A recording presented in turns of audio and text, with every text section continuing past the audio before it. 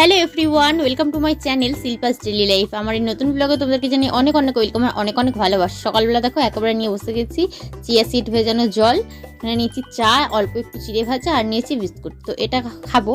তো দেখো খাওয়া দাওয়ার পরে দেখছি এখানে আমার ছেলের ঘুম ভেঙে গেছে। এই যে এটা চালিয়ে দিয়েছি আর এটা বেশ আওয়াজ হচ্ছিল, সেটা দেখেই আমার ছেলে খেলছিল।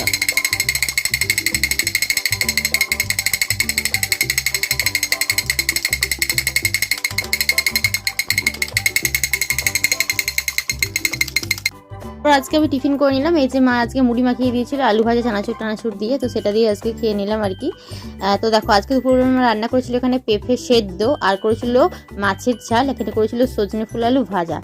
তো সজনে ফুল ভাজাটা কিন্তু আমরা এই বসন্তকালে আসলে খেয়েই থাকি প্রায় দিনই। আর এখানে করেছিল একটু শাকের তরকারি।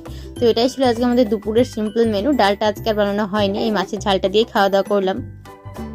বাবাটা কি আমার দিকে তাকাবে? পুচুটা কি তাকাবে? দেখি দেখি দেখি কি করছে পুচুটা। বাবা এদিক।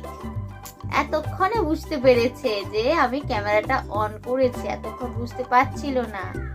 টয় করে ক্যামেরা অন করার আওয়াজটা হলো, বুঝছে অন্য খেয়ালে ছিল। তাই তো, তাই তো। কি গো,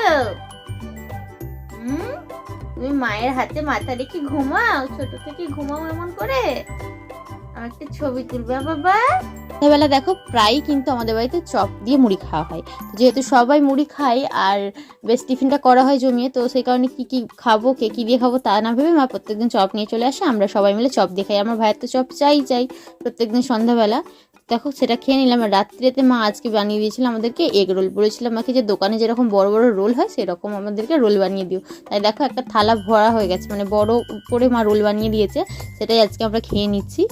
তো চলো আজকের মতো ভিডিওটা আমি এখানে শেষ করলাম। ভিডিওটি তোমাদের কেমন লাগলো অবশ্যই কমেন্ট করে জানিও। যদি ভালো লেগে থাকে লাইক করো, কমেন্ট করো, চ্যানেলটিকে সাবস্ক্রাইব করে আমার পাশে থেকো।